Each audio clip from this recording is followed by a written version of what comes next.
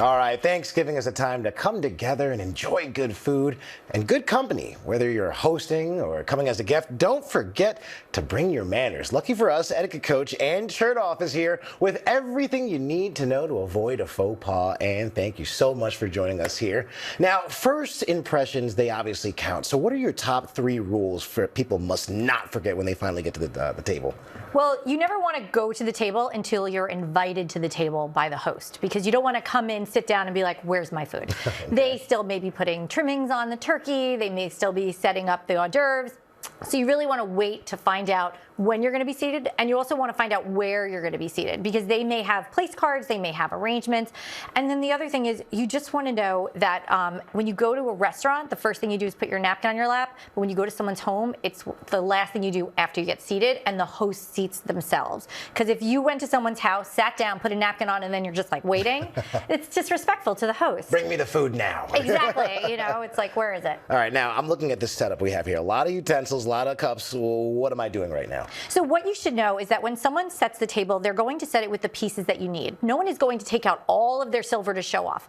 They're literally putting down exactly what you're going to need. So for example, this place setting has a fork and a knife, so you know you're going to have a main entree and sides, and then this is a teaspoon for coffee or tea. If there was a soup spoon, you know you'd be having a soup course. And then there's a water glass and a wine glass. So when you sit down, you're like, okay, I'm having one course, and there's water, and there's wine. So that's what you should know first. Now, I know that obviously turkey's the main thing, but we got a lot of sides going on here in Thanksgiving. So what are some tips for eating those tricky sides that may make you look a little ridiculous during the table and the dinner?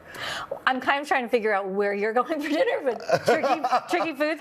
But the idea is basically you're going to take whatever the serving bowl is. If you're passing it around the table, you're passing it right around the table, and you're going to do one scoop. You're not going to go digging in for the pecan or the bacon bits or that marshmallow with the right amount of crisp on it. You're literally just going to serve, and you're going to put it down, and you're going to eat it. And you should have the utensils that you need. You're not going to be eating with your fingers. So I shouldn't steal all the marshmallows on top of the yams? Definitely not. No, I know it's really enticing, but what you want to do is you want to take one serving for yourself, let everybody else get a serving, and then you can go back for seconds, and you can go back for thirds. I always like the toasting with the...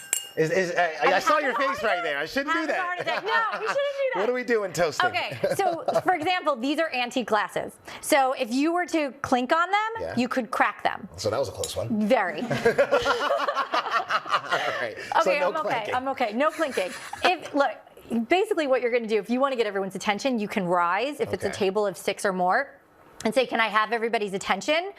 You're not going to use your utensils as like percussion instruments and kind of like play at a game. The idea in fine dining is to not make a ton of noise with clinking with your utensils. So if you need to get everyone's attention, you would stand up and you would just politely say, can I have everybody's attention, please? What if you're like me and you make some kind of doofus mistake like I just did now? So how do I actually recover and save face in a time like that? If you make a big deal out of it, it becomes a big deal. Okay. So if someone, let's say, has a faux pas, okay, let's say they pick something out of their mouth with their fingers instead of excusing themselves from the table, you're not going to call them out on it, because it's bad etiquette to say to someone they have bad etiquette.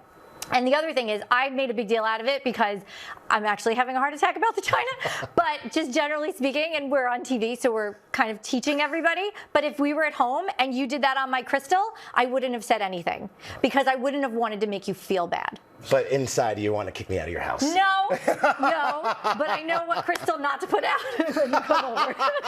Anne Chertoff, thank you for fixing my wrongs. I promise I'll never bang your crystal ever again. It's all good.